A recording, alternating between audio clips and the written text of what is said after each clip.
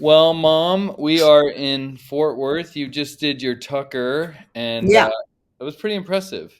it was so fun. You really laid a lot of shit out there. There was times where I was scared we were gonna have to be ushered out because you were getting real loud and preachy, and there was 13,000 people in there, but they just fucking loved you, and it was amazing. It was amazing for me to watch. So I'm very proud of you. I love them too. They don't even know how much I loved them. No, it was amazing. Anyway, we're here in Fort Worth. This episode with Nicole Shanahan's amazing. I've already edited it. Mom, you It's haven't seen it just yet. great. It's one It's of so my well. You remember favorites. being there, but it's so good. This is like the story of this episode is watching like two very intelligent women who were former Democrats become awake and telling their Hmm. story. It's really good. I highly recommend it. The first things I wanted to do before we started was just have you tell people about Rumble Premium because it's kind of cool and we support Rumble. We love them. They've saved us from the commie YouTube and just tell the people a little bit if you can. This sponsorship is from Rumble, one that's incredibly important to the survival of the company. When Rumble first started in 2013, they built the platform for the small creator. They didn't censor or have biases. They were fair and treated all their creators equally. No one thought platforms would censor political conversations or censor opinions on COVID, but they did. Facebook admitted they fell to pressure from the Biden and Harris administration. Rumble did not. They held the line. They are attacked daily for giving us a voice to talk to you. They are attacked in corporate media. They are attacked in governments like France, attacked from brand advertisers who refuse to work with them. Corporate America is fighting to remove free speech, and Rumble is fighting to keep it. Rumble won't survive with brand advertisers. They don't get much of it. Watching our show on Rumble is the most they can ask from you. But if you really believe in this fight, and if you have the means, one major way you can help Rumble survive is by joining Rumble Premium. Join the community that believes in the First Amendment and believes in our human right to free speech. Rumble is offering $10 off with the promo code RB10 when you purchase an annual subscription. So go to rumble.com/premium and use promo code RB10. Like I said, if you have the means and you believe in the cause, now is the time to join Rumble Premium. If you don't have the means, we are just happy that you watch us on Rumble.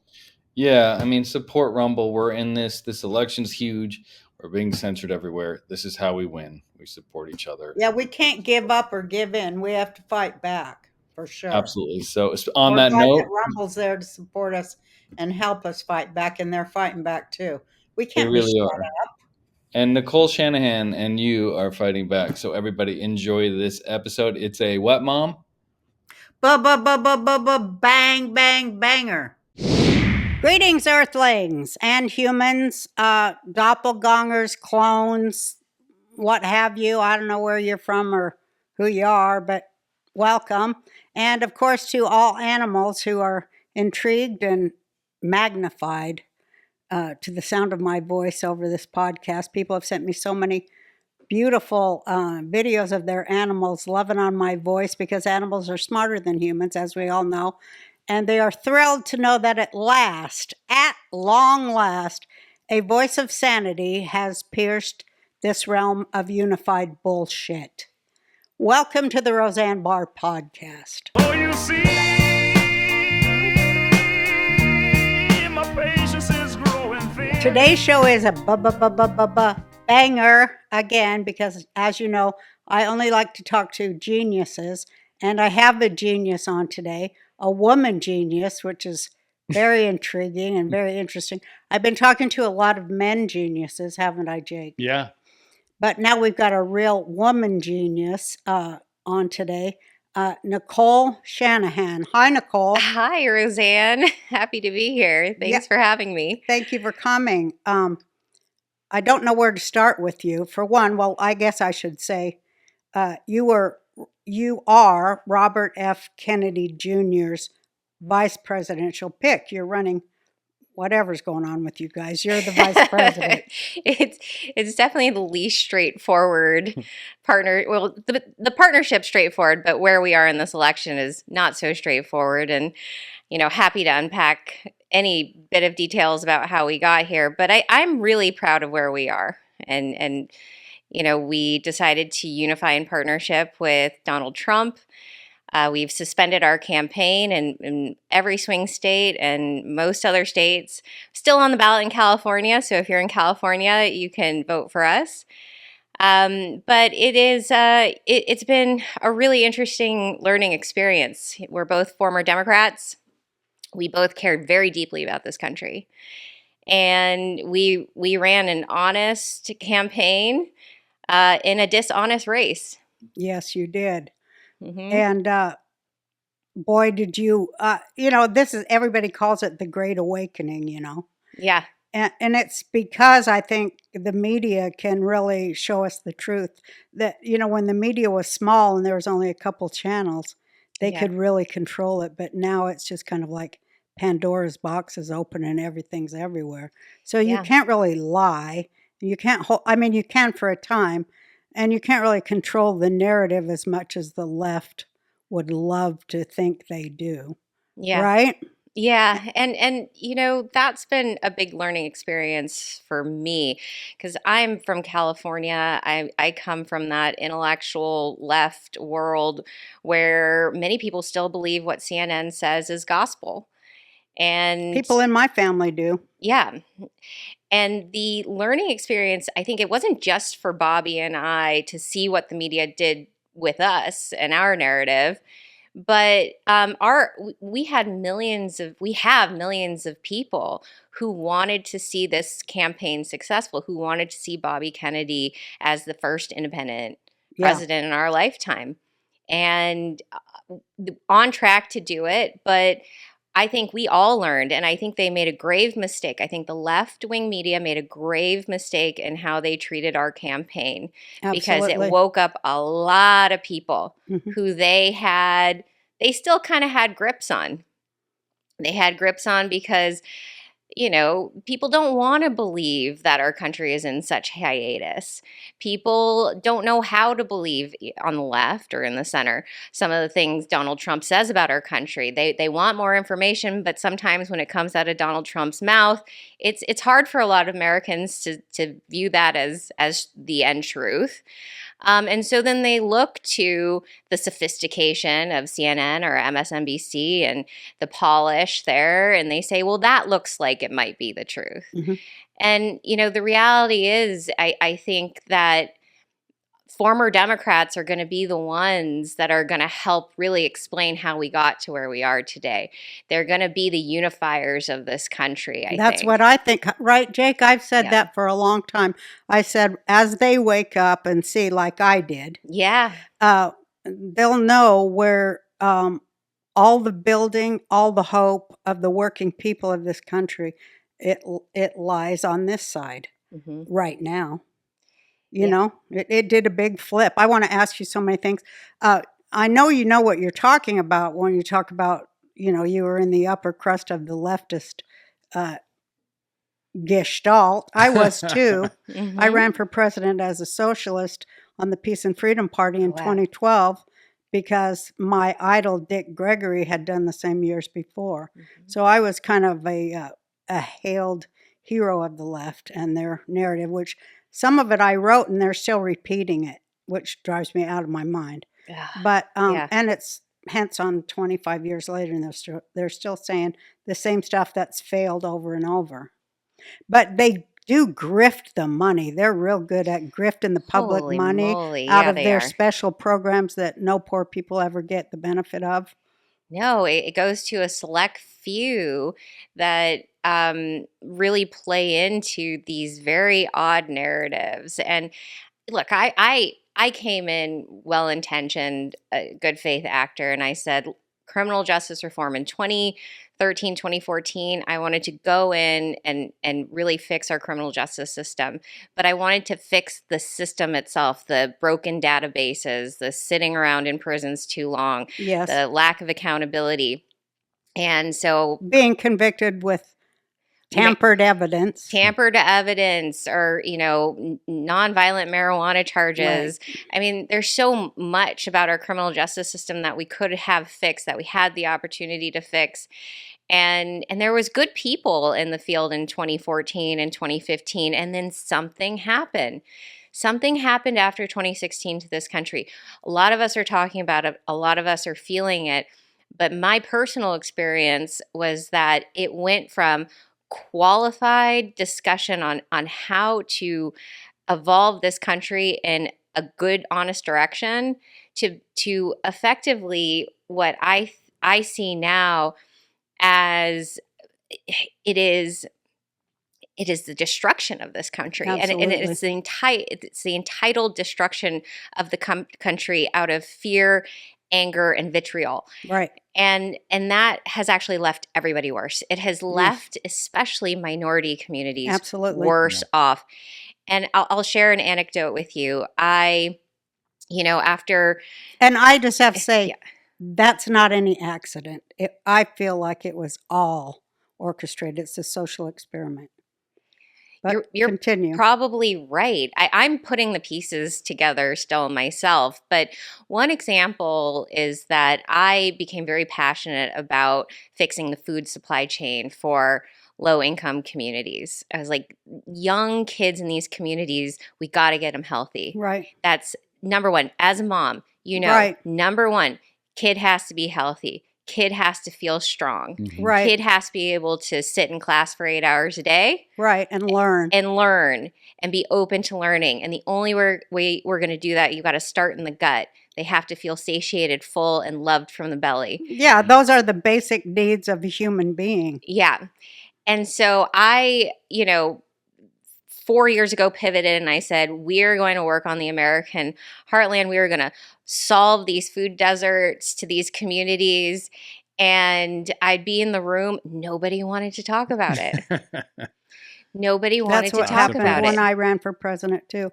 They didn't want to talk, but this was 2012. I saw the change happen after, well, I take it all back to the Patriot Act. Yeah. When they passed After that, it 2011? was all, no, in Or 9/11, sorry. Yeah, 9/11. Yeah. Then it all slowly started moving towards an authoritarian state. Yeah. More and more and more. And then they made corporations human. Yeah. And, just everything they did Glass-Steagall. That was Reagan, actually. Well, But I'm no, just sorry. saying it became more and more as it went along. I just saw everything moving towards taking rights away from the regular people and all people. Well, Mom, American Financing, as you know, my favorite company, blah, blah, blah. You know the drill. You've heard it a million times on this show. If you've already called and you've already done it, you're already locked in, you're saving an average of $854 a month. That's a $10,000 raise. You're happy, but tell your friends because this company is so amazing, American Finance. As I've told you, they've been in business for 25 plus years. They're family owned and operated. They're salary-based commissions. They don't make commissions off your loan amount. That's so great. They're the best. You can look them up. I tell people all the time. They're like, "Are you sure about this company?" I don't know. 2008 crash home. It's like it's this whole weird taste, but no. This company's on the Better Business Bureau. You can look them up. They're legit. You hear them on other podcasts. If you own a home, call them. You can take your equity out. You might even be able to lay 2 payments. I'll let you tell a little bit more. I just love this company. I can't say it enough. Tell your friends and family to go and look into it. So, yeah, because if you start today, you might be able to delay 2 mortgage payments. Wouldn't that be great? Amazing. 866-890-8585. That's 866-890-8585. Or visit americanfinancing.net/Roseanne. It was a peculiar class war. A peculiar is the right word. I come from low-income Oakland. Mhm. I spent years on government assistance. My mom was trying to finish school while raising us. My dad was not doing well, a lot of mental health issues, couldn't keep a job. My community was a low-income Oakland community, diverse as you can imagine in terms of race. But all of us were poor. That was my story too in Utah. Mhm. Yeah. And so you know, right, what it takes to get out of poverty. Yeah. Right? You need food, and you need some good education, and you need to have the gusto to go out there and get work. Right. Yeah. And so I'm looking at our country, and I'm like, let's do this. I run a foundation. There's hundreds of millions of dollars in my foundation. Go out there. Let's really like set this up and help people figure out how to get good food, because that's step one. That's why I wonder, like, the biggest job we should have in this country is getting the food to the hungry, Yes. particularly the hungry children. We can't even solve that damn problem. So why are we looking all over the world to solve other ones? Well, how is it that of the hundreds of millions of dollars that have gone into Black Lives Matter, criminal justice reform, virtually none of it has resulted in helping these kids fill their bellies up? None of it. None of it. That's a Where crime. is it going? I'll tell you. $6 million to buy a building in Oakland for these anti-racist groups, right? I funded that. They were like, well, we need a building so that people can come in and we can help them get back on their feet. Mhm. And I'm like, okay, this doesn't make sense, but this is what the experts are telling me. Mhm. All right, we'll fund it. A $6 million building in Oakland for these people not from Oakland. Many of them are white and disconnected with the community, but Yeah, they're about the 90%. experts, Mhm. and they are going to turn this around for the local community. And then these re-grant programs. So there's all of these re-grant programs as well, where you like fund one organization and then they distribute it to all of these quote grassroots organizations. Yeah. And I'm like, well, what are they doing? Yeah. Well, they're doing advocacy. Mhm. They're activists. Yeah. Activists. And I'm like, okay, but what are they actually doing? Mhm. And you see this in climate too. And I got infuriated with it. I was like, the world doesn't need more climate activists. It needs really bright people figuring out how to farm to put the carbon living in the ground, which sequesters it and brings back these beautiful natural ecosystems. So something it's either one giant embezzlement, money laundering Bingo. scheme, Grift. That's it. grift. Or it's something. It's a personality disorder amongst some of these folks too, where they don't feel good about themselves unless they're somehow slapping on a label, raising millions of dollars from wealthy people, and then writing one or two checks to somebody of darker skin color, but it's not working. No, they don't This want it to model work. is not They don't working. want it to work. That's what I figured out, why I was so disillusioned myself, and that's exactly what I found out. How could you not want it to work though? If you really cared, Mhm. right? How can you continue to hold up a system that's making these people worse off? Because that's what I've seen. I know I have to. It's Because they heartbreaking. don't care. Yeah. Mhm. They only care about power and therefore money. I think they care about power over other people because they have no power from within to change their lives or their mind or to create anything. So it's got to be exercised as power over people, and I think they get big thrills out of it. And I do think they're psychopaths for the most part. They're unfeeling people with no empathy, but how they do that is everybody's kissing their ass all the time. And I know because It's I've been true. around them. Yeah. And it's kissing their ass all the time and telling them what great things they've done. They have never stepped over a person, going through drug addiction on the street. They've never not stepped over, you mean? Yeah, or Yeah. felt anything about it. Yeah. They Mhm. just went, well, some of my millions I gave will help him, I guess. They've put a veil over their eyes to separate themselves from human beings. They think Yeah. human beings are stinky and awful and hairy, and they're like, we got to get rid of them. We'll just have machines. Some of them will have that can serve us food and stuff and clean our house and raise our kids and all that and do our laundry and that. But we'll keep some of them if they're good looking. But those fat people that vote down there in the heartland and have bad dental health and they vote Trump and stuff. They got to go. They read the Bible, for God's sake. That's how Neanderthal they are. And they've got guns. Reading the Bible, having guns? What the hell? They got to go.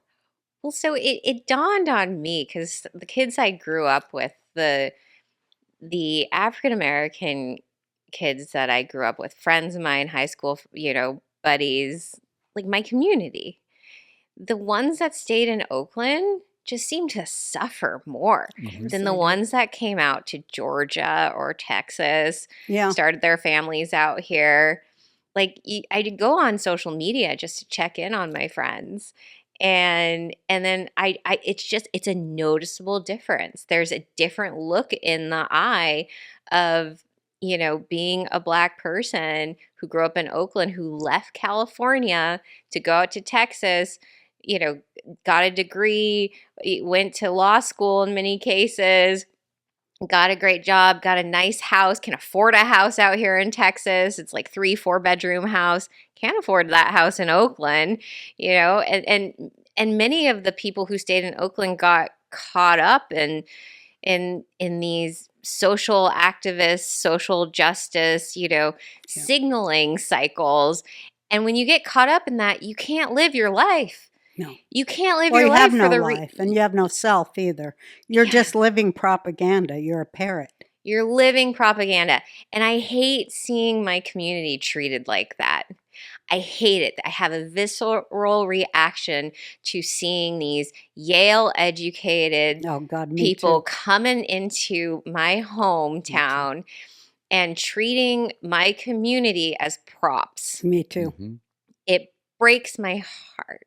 It breaks my heart too. Yeah. It's behind everything I do. Their arrogance towards people I grew up with, it just breaks my heart, and that's why I fight. But it's so heartbreaking to see it happen and them not get it. I get so mad. I'm like, can't you see? You're just being farmed. You're being farmed so you can't leave. You can't grow. You can't be free. They want you there to just foment hate, and then and it makes me so mad when I see that those kids are being paid to do that street, to be the street gangs like Hitler had. They're being paid, Antifa and them. Yeah. And I got so mad because I go, why can't they give them a good job with the benefits in a future with that money that George Soros gives them? Why can't they have a job with a future and some benefits so they can live? Why are you doing that to them? Against their own better interests. I know. It's infuriating. And it just made the work. So why I had to leave all that behind is because I was in it trying to fight it. Mm-hmm. And you can't do that anymore. Mm-hmm. And this has been my call, and this has been Bobby's call, but Bobby's come in from the health side of things. They're doing it from the health side of things too. Well, that's the one that matters because, all the kids with autism and all that stuff, which they tried to shut up, try to not let us talk about. I know. These are the forbidden topics. But they're the ones we have to talk about if we're going to see real change. Mm-hmm. The kind of change that I know my progressive, good-hearted friends care about. They want to see it, but they don't understand why everyone's so stuck. They want to blame the right for that, but it's not the right's fault. It's not at all. And it really takes leaving that it's kind of this weird vacuum chamber of psychosis. I know, because I was there, and we both were there. Yeah. It takes a big old cock on the head. My sister and me used to say it's the hammer to the head one, because my grandma used to say, she had a thick Lithuanian accent, but she'd go, he looked like he got knocked in the head with a hammer like the cows we used to kill. And she said that when you knock the cow in the head with the hammer, they go like this. Yeah. And she's like, that's the look. She goes, that's what they need. They need the knock in the head. Yeah. To go, wake up. And I've tried so hard. I try every single day of my life. It's really hard to bring people over through logical conversation and sharing your own experience, Roseanne. And I had to live it myself to really understand it, and then I had to live it even more to be able to articulate it. Yeah, I get it. And But now the big step is, Mhm. when you learn it and you got it. Jake, could you get me a drink? I'm getting Yeah. a smacky mouth. You want water or what?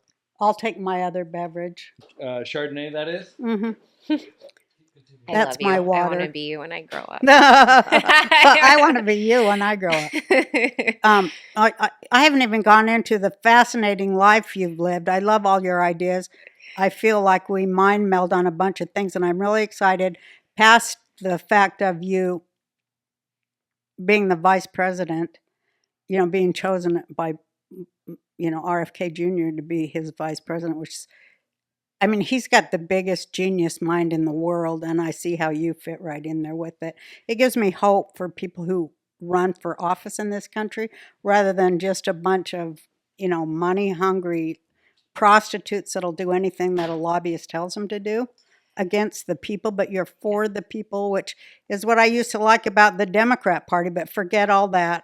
It's not our daddy's Democrat Party anymore. No, it's not. But I'm so excited about you said you might run for governor of California and fix it.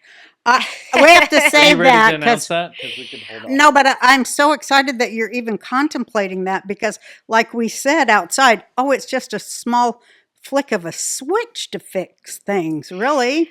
Yeah, I've looked at the landscape in California, and Gavin Newsom somehow managed to run up a massive deficit for our state, over, I think it's $60 billion now and counting. And I'm appalled by the fact that we are, a top 10 economy of the world, the state of California. Yeah. Just the state itself is a top 10 economy of the world. And we are, people are leaving the state right, left, and center because they can't handle how dirty it's gotten, how bad the water coming out of the tap has gotten, how the regulators are regulating people into smaller and smaller blocks of how they can live their lives. Just, you can't have this kind of stove, you can't do this kind of light bulb, you're going to now get taxed on, we're going to redo your property tax whenever we want. It is, the furthest thing about a government for the people. It's the people are just told, you are lucky to be here in California and we can do whatever we want because it's the greatest state. Is it kind of like the People's Republic of California? My mother's from the People's Republic of China. So, it's not there yet because I want to be very respectful of words and titles. I think that's really important right now that we do that so that we can focus on fixing things. But do you think there's a danger that it's going that way? Yeah, I think that the removal of rights from parents especially is troubling and alarming and definitely rings of Marxism. If you look at all of these very Marxist controlling societies, you go after the kids. Right. You go after the education of the children. You go after what parents can and cannot do for their children. You take rights away from them. And right now, we live in a state where there is a concerted effort to remove parental oversight of kids from vaccine mandates. Yes. There's no exemptions. In California, there's no religious exemptions even for vaccines in the public school system. And then you also now with the transgender issues, they're trying to remove the consent and involvement of parents. Yeah. I can't believe that one. It's terrifying. Yeah, they're making parents out to be these horrible people to their own children. How you could turn a young mind against their own parent. That's step one. It's a social experiment in Marxism. It is socialist and Marxist, and it's like, who are you going to pledge an allegiance to? Well, if it's not the family, then it's going to be your, quote, educators. Right. And then if it's not, the educators, it's going to be maybe your doctor, right? Or Yes. somebody else in the system, and then the next phase beyond that is the government. But educators, many of these are employees of the government. Well, we asked and they delivered just in time for back to school. Strep throat, lice, the flu, the ear infections, all the unexpected stuff that comes with being a parent or grandparent, and that stresses you out, right? Yeah. If it truly is a helpless feeling when the little kids come down with something serious. That. Nothing to mention, not to mention it can turn your plans upside down, especially if you're on vacation. That's the worst. Luckily, you no longer have to rely on medical gatekeepers in their process or frantically bother your pediatrician on the weekends. Now you can have 6 critical medicines at your fingertips, like amoxicillin, ivermectin, EpiPen, and oflaxin. The kids' emergency kit has been hand selected by the wellness company's medical board to treat 20 plus illnesses without having to leave your home. The 40-page guidebook is like having an expert by your side, guiding you step by step, even when the doctor's office is closed. Ordering this kit is simple. Purchase the kit, fill out an intake form, and it's delivered to your door. No more late night pharmacy runs, no more scrambling and worrying when your child needs you the most. And if 1 or 2 of the scripts run out, there's a replenishment option to restock only what you need. This is so great. I wish they had this when my kids were little. But It's this amazing. isn't just a purchase, it's for peace of mind. This is the modern way to take care of your kids. And don't wait until you're in the middle of a crisis. Know that you're prepared. That is such a great feeling. Yeah. Order your kid's emergency kit today and be the hero your child deserves exactly when they need it. Get equipped by ordering the kit today. Go to twc.help/RB and use the code RB to save up to $40 at the checkout. That's twc.help/RB. Use code RB to save up to $40 at the checkout.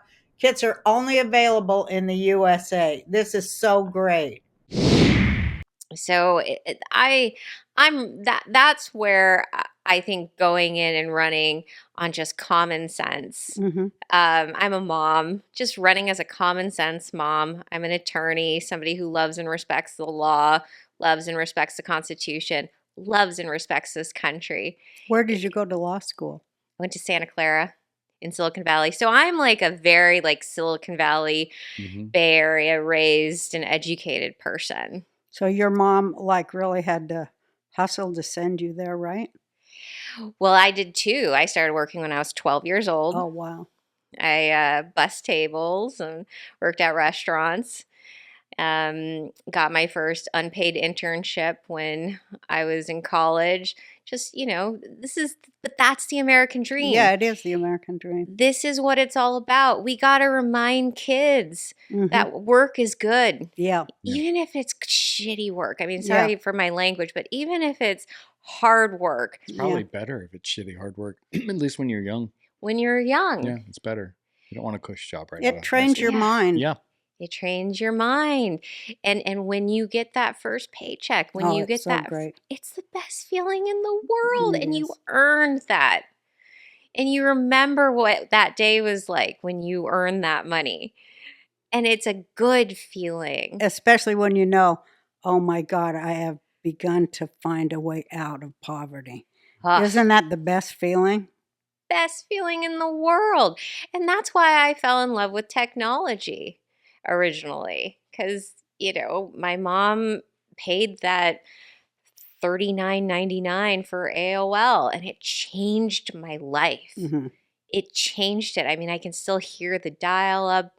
I can still remember logging online and being able to ask questions and have them answered. Yeah, that was a mind blower. Mind blowing. And that's why I fell in love with that. That was technology at its best. Mm-hmm. It was this great equalizer of information. And that's what it was. That was the soul of what this was all about. And then it became a tool for control. And I Right. saw that happening too. I mean, when I say 2016, things changed. It changed in Silicon Valley. Can we talk about that a little? Oh, yeah, Yeah. I was going to ask her that, to get there. Because you married at the point in 2016 the co-founder of Google, right? Was that around that time or no? We met before that. Okay. But So- you actually saw it. I saw it. You saw it firsthand. Can you tell, like, what exactly did you see with the change? Yeah. So in 2016, okay, so I met my ex-husband in 2014, but I was already at Stanford. I was already at, in Silicon Valley. I was building an AI business really early on. I was building a more sophisticated large language model than, Wow. Google even had at the time. And I built it initially off of the patent corpus. So every single patent that ever had been published, I was like, let's build an AI that understands it all. Wow. So I was at the bleeding edge of all of this, running a startup. I was at Stanford Center for Legal Informatics. And it was this renaissance period because we saw AI. We were doing AI very, very successfully, and we knew exactly where this was all going to go.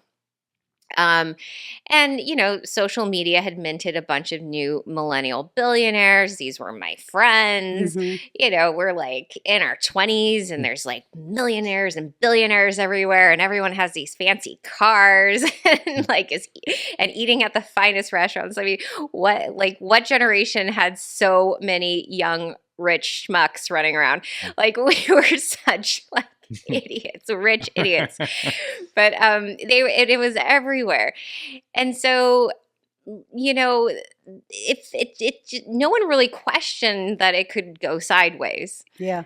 But then 2016 happened, and Mark Zuckerberg was blamed for the loss of Hillary Clinton to Donald Trump. Right. Oh. Blamed. Oh, I didn't know that. For ads on Facebook, for like 4 ads. Oh, well, there was that's there right. was I the remember Cambridge that. Analytica scandal. I There know. was Russiagate, Mhm. and this was made a massive deal of in Silicon Valley. It changed everything. It made everybody realize in the Valley that this little motley crew of wealthy millennial assholes were changing the entire landscape of geopolitics. Mhm. And everybody woke up. It changed. Everything got more serious. Political fundraising changed. It had to be all these tech founders were then going to create these massively sophisticated,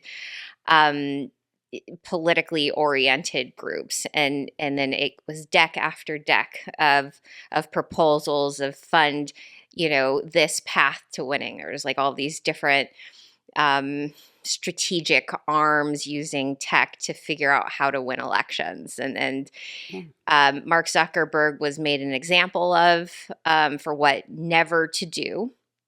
And he then became the poster boy of if your system is used to take down a Democratic candidate, you will be held accountable for it. And so That's good, right? At the time, I was like, well, this seems fine. I mean, this all feels very serious. I kind of missed the being able to do tech, break things, move fast. But the way that it was looked at in 2016 was that tech broke politics. Okay. And Well, that's true. Yeah, that did happen. I didn't think of it like that. Because of fake news, right? That was the big thing then, or what? I don't. This was before even this idea. What was the of freak out? Just because the Republican news. won. I mean, there was right? a lot. There was the primary concern was that the primary narrative that we were sold was that Russia had infiltrated American elections through Facebook. Right. Oh yeah.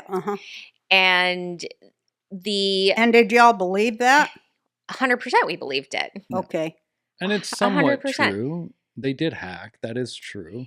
So there are But everybody hacks. Yeah, I mean there's so many influences on the internet, but to blame that alone for Hillary Clinton's failure, I now believe is inaccurate. Yeah, she paid for that. Yeah. That report, yeah. And Well, nobody liked her is another thing. Yeah. and that's the hard truth that the left just can't swallow, is that I she's know. fundamentally unlikable. And I met her and I was like, she hates her job. I remember taking a picture with her and I was like, she was just seething that she had to do this in order to do military, right? Or like to be like the first female president. How dare she have to stand here next to like a young, Silicon Valley, like, twerp to get the White House, and you could feel it. She just see it was like there was no motivation or joy. There was no like excitement. I mean, I was a huge Obama supporter. Me too. When Obama ran, and I was inspired by him. For But what? I was inspired by him because he was eloquent. He was handsome. He had this glitter in his eye. Very charming. He very charming. Spoke of hope in ways that were easy for me to digest as a young woman As in a her young 20s. person, I was yeah. a very young person. And he was very influential, and I was proud. I was proud to see, a Black man of great capacity. He seemed to have great capacity. Little did I know he was, very easily manipulated and turned into a puppet. Irregardless of that, like, going back to tech, I don't want to miss the point on that because it's an important one. You said 2016, tech broke politics. Tech broke politics, and Silicon Valley was whipped into shape seemingly overnight. Yeah. And all of the freedoms that were once enjoyed there, the levity of it all started to dry up. It became a very serious place. Well, I mean, if it broke politics, you've got to feel the weight of that responsibility, right? It Yeah. wasn't just a big old party. It changed everything. Yeah. It meant that everyone was looking at Silicon Valley to make sure it was PC. Everyone was looking at Silicon Valley to make sure that whatever the liberal narrative was most represented. Oh, I see. Stanford and all of this new vernacular came out about misinformation and fake news. Okay. And then all of a sudden, So then they tried to regulate it. and there's ways that they do that. And that's when I realized that there was no coincidence that all of these big Democratic Party bundlers and tech people popped up at the same time that all of these new requirements, social requirements around tech popped up. It came hand in hand. And politicians started showing up pretty much regularly. There was like John Kerry, Chuck Schumer. I mean, like the amount of activity of politicians coming to Silicon Valley. There were all these new efforts to get Silicon Valley into Washington. All of these ex-Googlers were plucked out of Silicon Valley and sent to Obama's White House. Well, this was Obama, but that was the beginning of it. And then it was, Biden's White House. And it started this whole new trend of, we need Silicon Valley to shape up and to participate and to represent the Democratic Party. That's exactly what happened. Yeah. But it seems like it was cooking for a really long time. Yeah. And Mike Benz, I don't know if you've come across Mike Benz. He runs this free speech of the internet nonprofit. He's excellent, and he's been tracking this very closely. But there were these groups that popped up around Stanford, and he knows the history of Stanford very well. So if you're watching this, check out Mike Benz. Stanford has always been a place where the government has had experiments on mind control victims and CIA, MK Ultra mind control victims. And they test on the kids. Yeah, they do. The kids of professors participate in these behavioral experiments. Like there was this marshmallow impulse control study where they had young kids, many of them kids of the professor, sitting there and with a marshmallow in front of them, and they'd leave the room and they'd be like, trying to measure what kind of kid or what kind of personality would listen to instruction. And what kind of kids didn't listen to instruction. And guess who one of those kids were? You? Not me. Oh, I who? was too ghetto in Oakland. Who? Ted Kaczynski's Um, grandson. No. Susan Wojcicki. Oh, I wanted to ask you about Susan her. Wojcicki, who then mysteriously became the Mhm. CEO of YouTube, but Yeah. was involved with Google long before then, whose garage just happened to be the garage that the Google co-founders used. Hmm. She was married to your first husband, right? Is that true? Her sister Your was sister, okay. married to my ex-husband. Okay. So there's a lot of. And so I spent a lot of time with that family, had a chance to get to know them really well. Sorry. And, you know, I like the family, but I think that one of the biggest challenges with this area in particular is that they have lost something so foundational to being human, Yeah, they which have. is the spontaneous, loving experience. I mean, you represented it on your show, like middle class America. You got to figure stuff out. You're going to make mistakes. It's Right. okay. Yeah. But what the kids grow up believing in Silicon Valley is that there's only one right way, Yeah. right? And that compliance is really important. Hmm. You can experiment, you can test things and Mhm. break things, but they have to be the things that are defined for you. That's right. That's kind of Chinese democracy, Yeah, isn't it? Mhm. it is. Yeah, it's actually very similar. It's very similar. That's what they remind me of when they're marching around in step and repeating the exact same narratives. It's very frightening because, we wanted our kids and our grandkids to be more free than we were. That's why we tried so hard. Yeah. And I see it taken away and them more and more controlled and giving up so easily. Because one thing I found, and I wonder if you found this too, privilege, coming from, poverty backgrounds in, mixed neighborhoods, like we both said, privilege kind of messes with you. It makes you blind and dumb and full of fear, doesn't it? I mean, I didn't grow up with privilege, but No, but I'm saying I could have. once you see it, Oh yeah, because you didn't grow up with it, but then once you grow up and are allowed into that sphere, and then you see how in fear they are and Yes. blind to the world and kind of divorced from reality, it's like, man, you don't even know what in the hell's going on. It's true. There is this sense that you can build a bubble around your children in Silicon Valley, and that the more tutors and the more involvement you have in kind of shaping their worldview, the better they will be. Yeah. CCPs. But then why, this is what drives me crazy. This is probably off topic. No, this is But great. let me just say, but why are they so hoodwinked and bamboozled? Those are Malcolm X words. Because when he's talking about, that class of people, he's saying they're the worst enemy of the working class black people. And they kind of are, because they just lie. Because they see the world as it isn't, as they want it to be or imagine it should be, but as it isn't.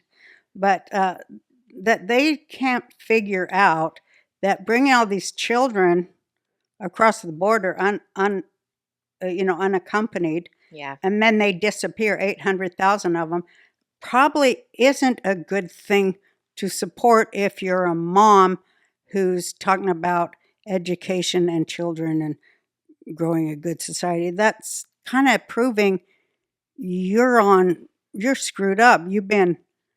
You're held captive, is how I see it. Yeah.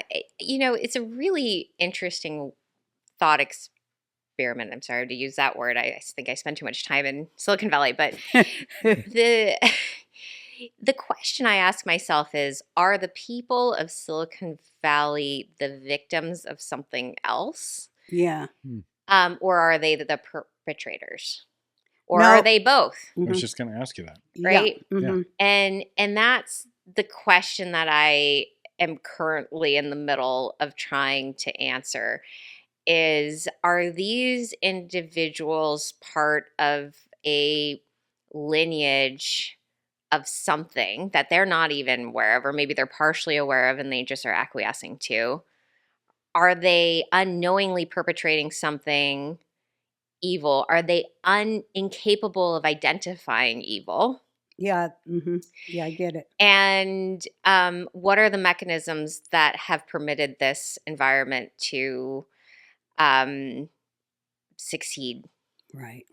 Like, Those what are are all those great conditions? things to think about and discuss. Was there funding early on in Silicon Valley from another government? Oh, yeah. Perchance? NSA, Specifically? DARPA, NSF. I mean, So there's your answer. They were yeah, I mean, victims. government has been deeply involved in Stanford's operations for a really, really long time. I was at a meeting several months ago, and I was like walking in the dean's office, and I literally bumped into Condoleezza Rice. There's government and Stanford really is the nucleus. Yeah. They've been in cahoots for a very, very long time. And I think the history, and I'm just scratching the surface of it, but the history even goes back to the founder of Stanford, who mysteriously was murdered. Jane Stanford was murdered. Still don't know who murdered her, but she was really involved in the school and wanted to protect the school. She was a very spiritual woman, and she was anti-eugenics. There you go. She was anti-eugenics, and she did not want the school inviting any of that in, and she was very vocal about it, and she ended up murdered. And someone just wrote the book on the mystery, but it kind of leaves it as a cliffhanger. And so, the legacy of this school is not what people think it is. Yeah. And the influences in this school are also not what people think it is. It's a wonderful place and very magical, and I'm very grateful for my time that I spent there. I was an academic fellow. I did a postdoc research period at Stanford, and I'm so grateful for that. But I do think there's a dark side to that school. Yeah. And I do think that there is a lot of, they had something there up until recently called the Internet Observatory. Oh. And it was, they had government money involved, some donor money involved, but it was a whole center of all of these AI technologists that were monitoring the internet for misinformation or for any narratives they didn't like. Right. That's what it is. Yeah. Right. Well, we know what it seems that they're monitoring, saying this in a good way. They really don't want the American people to unite. Let's say that.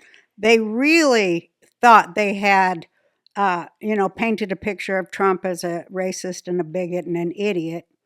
But that didn't fly because people heard him speak and people heard him lay out his plans. They didn't just listen to him say, I go to the TT.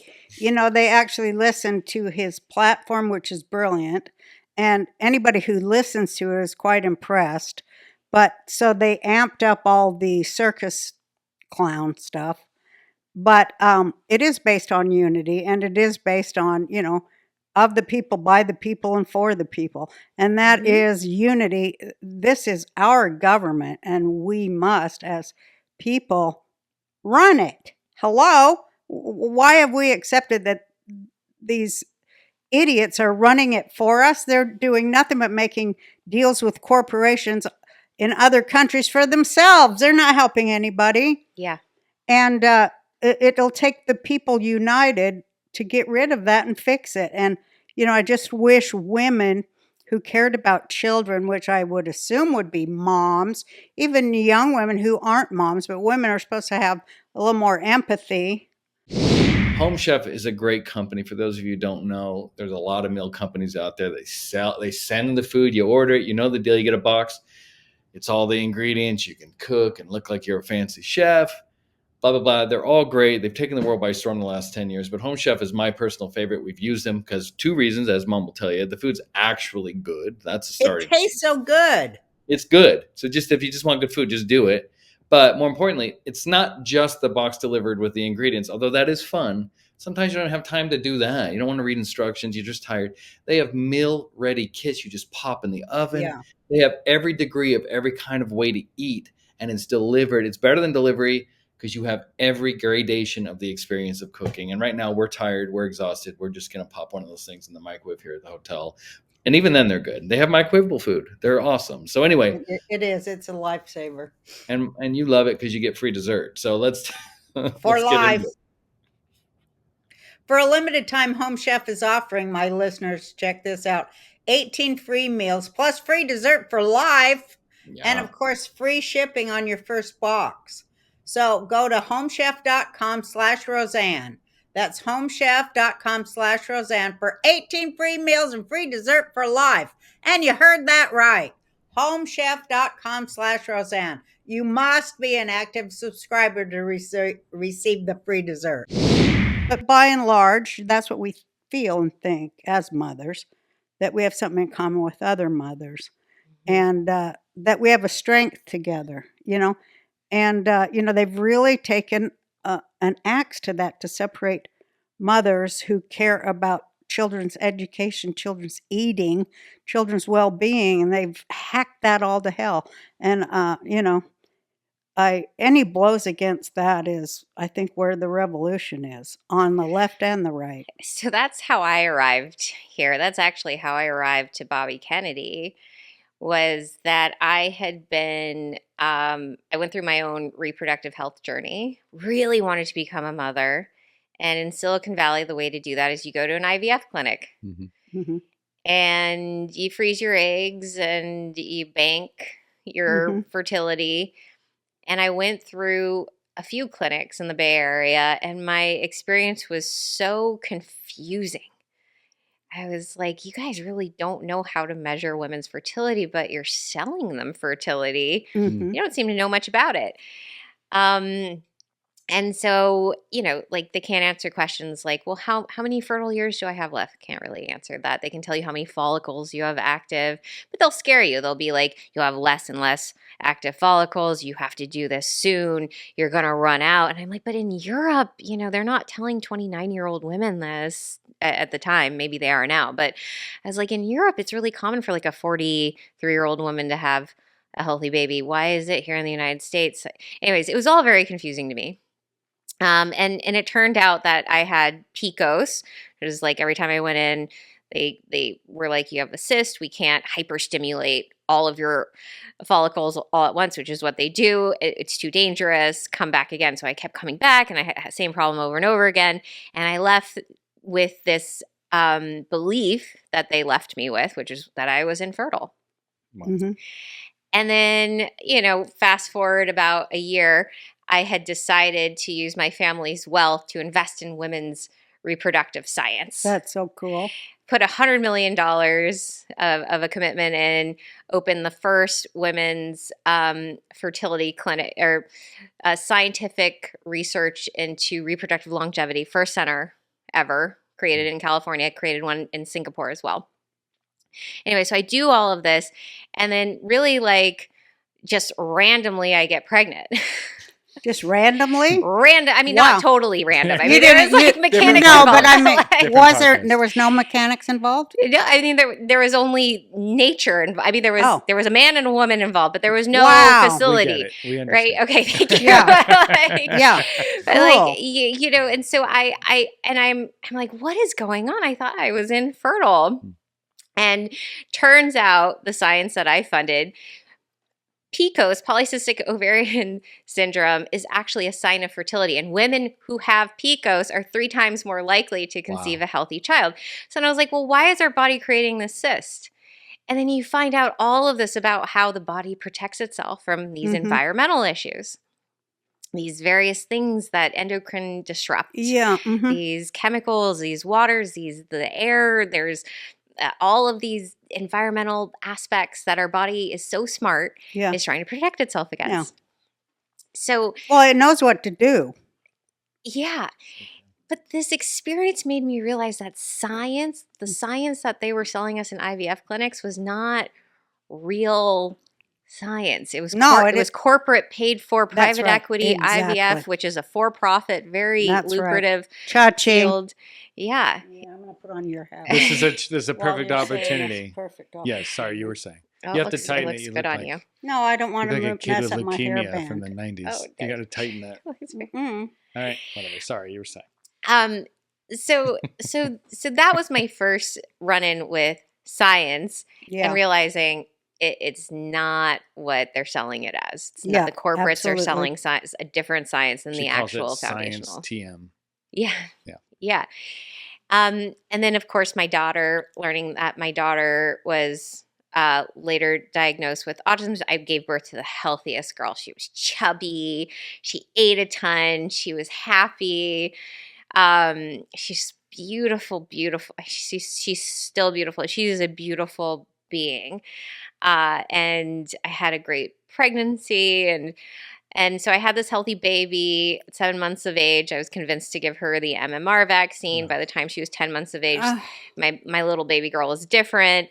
My ex-husband disagrees with me on that. He Of course he does. You know, if you go on Google and you research autism, there's literally nothing helpful on there that I could find. It was all like, it's behavioral. There's nothing you can do. There's no cure. My God. And it's unexplained. That's what Google will tell you when you look on it. And I tried and I believed it. I believed it for years. And it wasn't until other mothers who had 20-year-old autistic children, some of them 10, 15 years old, but it was really the ones that had been in it for like a few decades, pulled me aside. And, I just like glossed over because I was like, it's unexplained. There's nothing I can do. It's incurable. It's just an random act of the universe. There'll never be an explanation for what causes autism. I believed all that. Even though it's up like 1,000%. Yeah. You don't believe that now, though, do No. you? Oh, God, no. So I started this very, very painful journey, very much alone, caused a lot of marital strife between my ex and I. It's why we're exes for the most part. And it's still ongoing. It's still a battle. But, what I have been through in my transformation is finding the other moms who have already gone through this experience. And they're gentle and kind, and many of them though feel that they're living like an underground existence. They are. Yeah. It's all over TikTok. I watch a ton of moms with autistic kids and how they each do a different thing. Some of them have kids that are just so sweet, but they're big. Yeah. And then they, start hitting mom, and they have to make a change. Yeah. Yeah. I mean, it is not for the faint of heart, but you love these kids so much. I would do anything for my daughter. What's her, usually they have like a very special talent or gift too. Well, that's the thing. The brain is so amazing. I know. It's always looking for a way to adapt to its Right. environment. And so I think because these kids end up with some kind of brain developmental disturbance, whether it be, spawned by this is TBD. We need more science into this, but whether it be an event like a big immune event as a young child changes the development of the brain, fundamentally changes where the energy in the brain goes because it's trying to work around these developmental deficiencies. It can create such a brilliant new perspective. So a lot of these kids end up with just incredible insights into the world around us, and they interact with it very differently. But a lot of these kids also suffer in that experience. And for the parents, it's you don't know what's around the next corner, right? Yeah. Every developmental phase is very, very different, and challenges can rear themselves in different ways that you can't predict. Does your daughter, though, have a special gift or a special, like, something she can? Yeah, I mean, my daughter, since she was very young, interact with nature in a very unique way. And a lot of these kids do because they have sensory differences as well. And so my daughter would interact with trees very differently. I do from a that. young Hello. age. You really? My thing's trees too. That's crazy. Yeah. Mhm. Yeah. Yeah. And so from a very, like when she was like 2, she'd go Wow. up to a tree, she'd put her hands on it and she'd just like look up and you could just tell that like there was some really deep connection she was Yeah, there having is. with a tree. And I mean it's beautiful to watch and you don't want your kids to lose that Mm-mm. magical connection. It's funny how the brain does go It's because neuroplasticity. it is neuroplasticity. That's what it is. Yeah. That's it's a living part of thing. AI too, isn't it? And Neuralink, all that stuff. Yeah. Yeah. Yeah. I mean, if you like I've trained AI in the past and it's very much comes from our knowledge of how a child's brain develops. So if you look at some of the training tools on neural networks and the different knowledge graphs, the way that you algorithmically teach um, a program, it's just software. AI is Mhm. just smart software, but you teach it to decipher things, and so a lot of it starts with sorting. And when you're Oh. a kid, that's what one of the first things you're taught is how I to love sort stuff. sorting. I still love sorting. Yeah, you never grew out of that, did you? No, I'm on the spectrum. Maybe. No, I I am. mean, there's neurodiversity and neurodivergency, and No, it's I like, am on it. mhm. And, I look at it as gifts because I'll like sit and study a system and I'll get it down to the bone, but, and it helps me in writing. And I think that if you're an empath that goes into AI, which is what I am, I'm a like a hyper empath, and I went into AI. It actually made me appreciate humans more.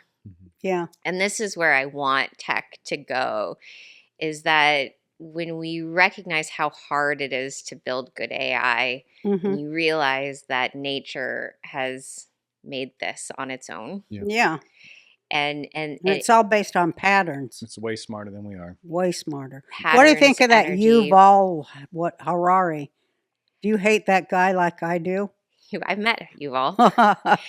I haven't met him. I mean, I read his books and I was like, why aren't women in here? I was No like, shit. he really doesn't seem to appreciate women in At the all. history of our species Mm-mm. at all. And I Well, never, they're stinky and stuff, and they're not cool. yeah, simplistic, and all of the great Yeah. achievements of humanity have come from men, according to Yuval. Yeah. I disagree with him. I think that there's been concerted efforts to take women out of a lot of the literature from jealous men. I know, No kidding. my experience was I didn't always get credit for some of my achievements either in my lived experience working with men. But, Hello. yeah. And, at the end of the day, like I guess it's might makes right. That's kind of their hidden code that they never name because they get used to it, the privilege of it. yeah. And then you meet a good guy. I mean, I'm with a good guy now. I'm like, wow, this is incredible. Isn't that something? It's the best. And he likes you? He honors my contributions. Oh and my God, that's fantastic. he- Isn't that a mind blower? It kind of is. When you're a smart woman, yeah, it's hard. yeah. But you've always been around smart men. I don't know. I didn't meet that many Smart smart men. men. I mean, I like, who the real kingmakers are in the world? They're women. Women, yeah. Women are kingmakers. Yes. Yeah, absolutely. Men don't, crown other men. They're slut makers. Yeah. Well, I mean, women are kingmakers. That's right. And, we were talking about this earlier, Roseanne. Women and moms are going to decide the fate of this election because they're some of the most motivated people right now on the ground. But can't they get beyond this bad daddy Trump just because they had bad dads and Trump somehow reminds them of their dad that was an asshole? He's not. He's been made to look that way, and he cares about them and their children. He wants all kids to have a good education, not to be indoctrinated in a horrible public school, which is, little better than a friggin' pipeline to prisons. Mm-hmm. I Yeah. mean, and, he's against ghettos. I mean, people, please. And, they say it's the awfuls the affluent white female liberals that are causing all the trouble for America because of their contempt for this guy. And they've never even read his platforms. It's a unifying platform for women and men. Okay, there are some differences we can discuss. Yeah, I think they hear him speak and they're like, I've heard enough. Yeah. And they just block it. I can tell you from personal experience, I believed what the mainstream media told me about Donald Trump. I'd hear him speak and I'd go, I've heard enough. Yeah. And I figured we still had the talent in the Democratic Party to lead this country. The reality is we don't. We sure Right. don't. We don't. The real talent on the left has been completely kicked out. It's being run now by an organization of corporatists. Mm-hmm. Right. And, I don't use the word. And they don't like women, and they don't like Jews, and they don't like black people, and they don't like poor people, and they don't like Americans. Right. Yeah, and they create chaos. They feel Mhm. entitled to creating chaos. They feel entitled to creating false narratives because they are so myopic in their ability to experience life. And that is a Or problem. to love or respect anybody or anybody's differences. They despise difference, but America's about the melting pot of difference. Like you were telling me your background, Yeah. you got a lot of melting pot stuff in you, and most Americans do. It's time to stop separating us with all these artificial things to just put us in our pens. It doesn't make you a better person. It actually makes you a worse person for doing that. I think so And too. and in order for us to solve the problems, we have to get out of, overly simplifying society into these buckets based on race. Right. Yeah, And their obsession with that right now is their downfall. I think so too. So what I'm Because race is racism. Really, bottom line, race is racism because the only people that cares about race right now are slavers. well, and also like you don't solve for social ills by creating inverse racism, which No says shit. that if you are black, you are better. You basically solve social ills by looking at the mechanics of what's happening from community to community. And those communities are not just all black communities, they are mixed, diverse communities. Right. I came from one of those communities. So did I. And so how you address income inequality is you make sure the schools are actually teaching That's real exactly right. education, not these odd social dynamics. And you can't just reward people based on their identity. You have to reward people based on how, like, the mechanics of a market-based society rewards Right. people. That's right. And yes, there's going to be breakdowns. And yes, we need a social net. 100% believes in social nets. Me too. I am the product of a successful social net. Me too. But you can, if you gut market economics, you gut that individual's opportunity in a Yeah. market economy. Mhm. So I am seeing whole communities get gutted of expertise. Yeah. Yeah. They are being gutted of Talent. true individual identity and liberty. That's right. Yeah.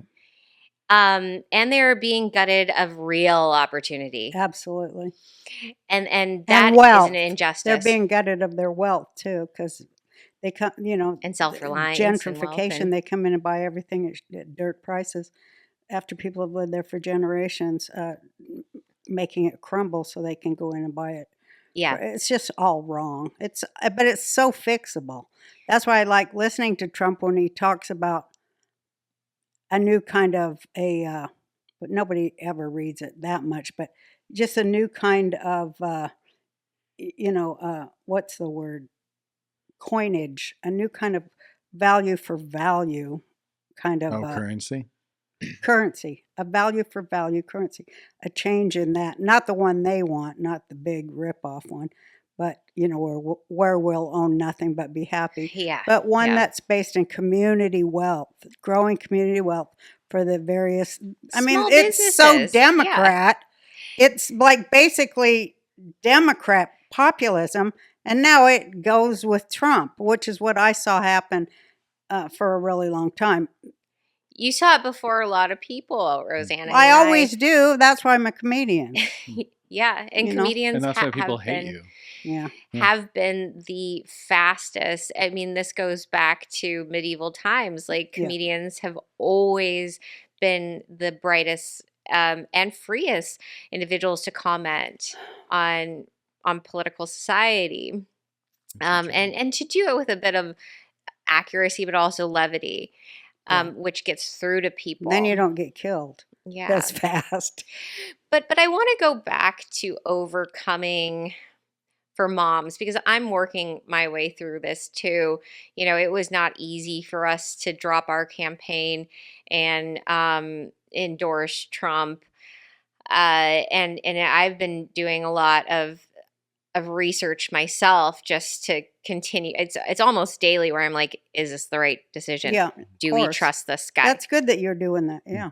It's good.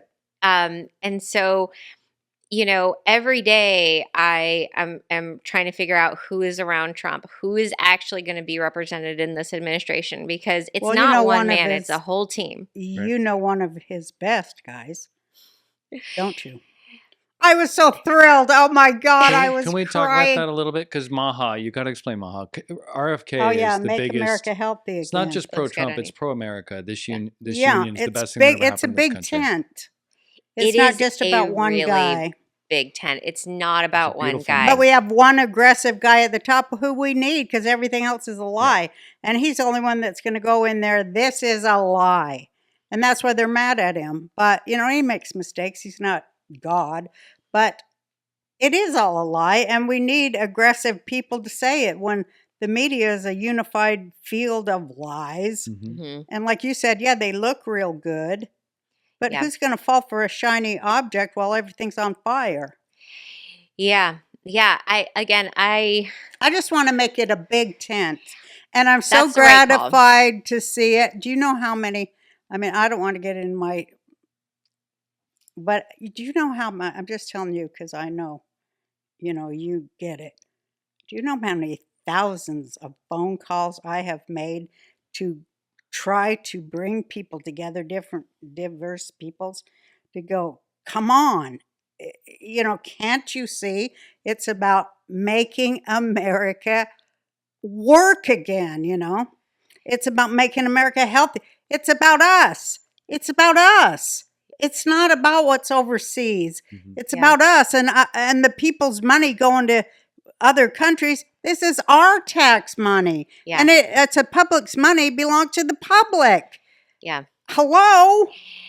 And the government has to be the most competent person in the room, not the least. Right. And we've allowed our government to get away with just, it's so much incompetency, and in some cases murder. Quite literally. It's, I don't want to, you know, the reason why I think a lot of people in the center saw January 6th and were like, I don't, like, that's extreme. And I've gotten a chance to understand January 6th and the people who are participated in a little bit more, and hear those perspectives, that a lot of people do see that the government is unsalvageable. I disagree. I think we're growing up. We're going through a bout of, you know, growing pains. We're in growing pains right now. But this is why I loved your show so much. It was all about young people coming of age and the growing pains they experience. And we address it in the same way a good mom addresses it in her household. That's right. And we have to love each other more than we hate one guy. Exactly. We have to love our kids and kids from other countries to not be dragged over here and used as slaves of any sort. We have to love ourselves. And what's moral, you know, that's why I said, I want a hat that says, Mama, make America moral Love again. it. Because women are the ones that have to return that morality to care for the children in this country. And we have to do it in this big tent where we all put forth our best effort. We don't just sit there calling each other names and trying to start shit. Yeah. And we have to measure each other based on a sincere and good faith effort to put into this country what this country so rightly deserves and what the people of this country so rightly deserve. And the people need to people do have the right and need to reclaim the right to hold our government accountable for Yeah. what they've done to us in our name that we would never consent to because we're moral. We would never consent to all these immoral things. That's why they have to keep them secret. Because if the moms found out, whoa, it'd be over in a minute. Moms are finding out. And those are the individuals that I will be speaking to over the next several weeks in the lead up Sweet. to the election are the moms who have distaste for Donald Trump because they see him as a misogynist. They're all, every guy's a misogynist. How could they not be? Women are horrible people. Roseanne. That's a good point. I We never thought can about that. be. Yeah. We're picky and petty, and women aren't perfect. Nobody's perfect. Nobody's perfect. But I I think, mean, men are, I believe this, all women are crazy and all men are stupid. I think that's something we can unite on. it's like the yin and the yang. It works. Well, I think speaking from the heart, I want science to be protected by the Constitution again. I want our scientists to be protected by the Constitution and Bill of I Rights want them to again. do real science, for That God's would be sake, cool. Yeah. with a control group for once. And I want moms to trust their gut again. Mhm. Right. I want moms to feel empowered in their homes. I want an economy that works. I want people to respect and appreciate. I want our government to respect our families. And the teacher and the parents work together. Mhm. Remember those days a long time ago where you worked for the Yeah. betterment of the child's education Yeah. together?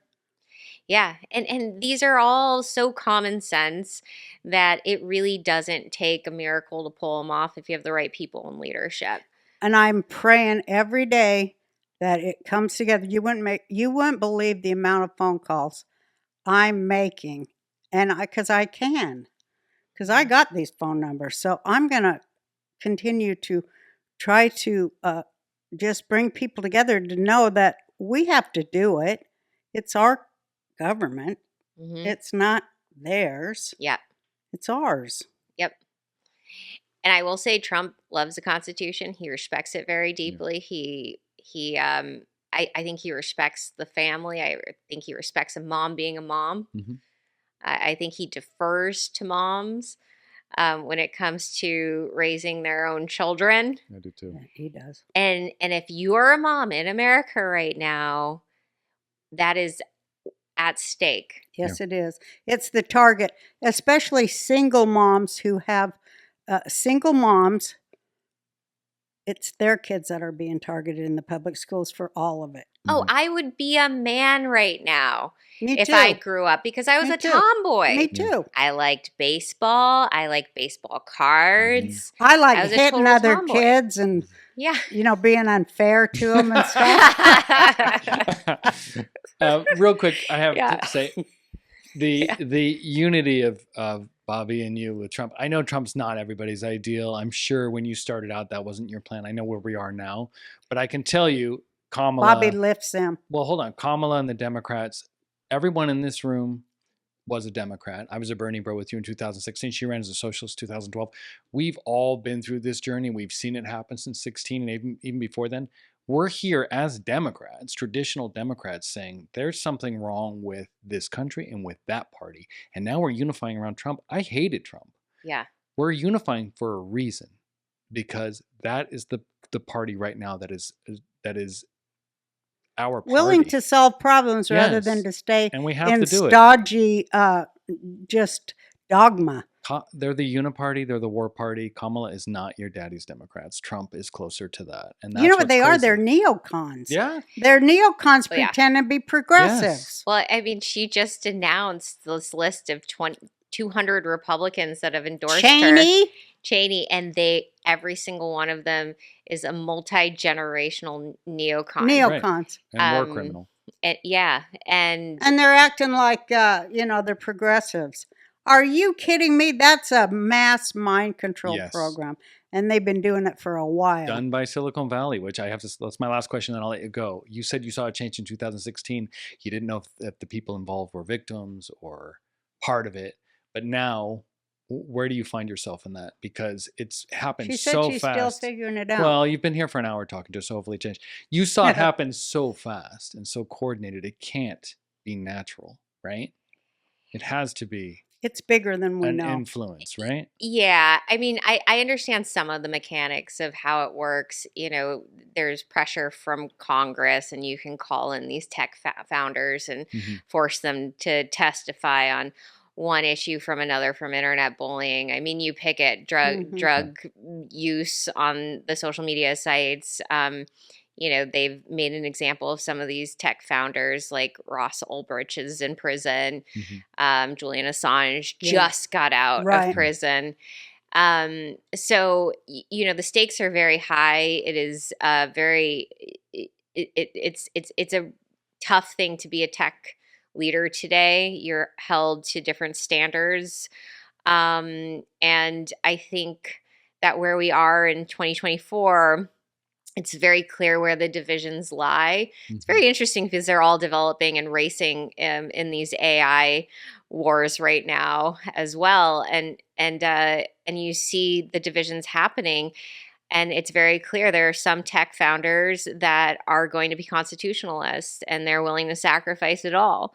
I love that. There aren't many. Right. There aren't many, but there's some. And I have to say, Elon Musk is a little bit bulletproof because of SpaceX and Starlink.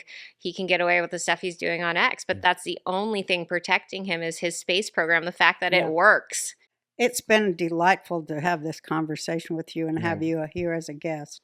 Your fearlessness makes me feel inspired. You're very fearless, Well, Roseanne. I'm very old, so it doesn't matter. I'm 72. What the hell, there's little if I die, what the hell? I left a lot of good stuff behind. And I'm probably worth more dead than alive, to be frank. Certainly for me, yes. Well, I disagree. We're new friends. I'd like to, I'd like to explore this friendship. I would too. Thank you. You're you. just a delightful person. Oh, and your ideas are right on, and I love them. And we're happy to be a part of this unity for as long as it lasts. Hopefully it lasts forever. But this is to save our country. I'm very grateful you're here. Look, MAGA, our Maha, country's children. Maha, they will. Mama, I'm getting me a hat. It will outlive any single candidate, I'm sure. Yes. I hope so. Yeah. All right. Long may she wave. Long may she wave. Liberty. So you see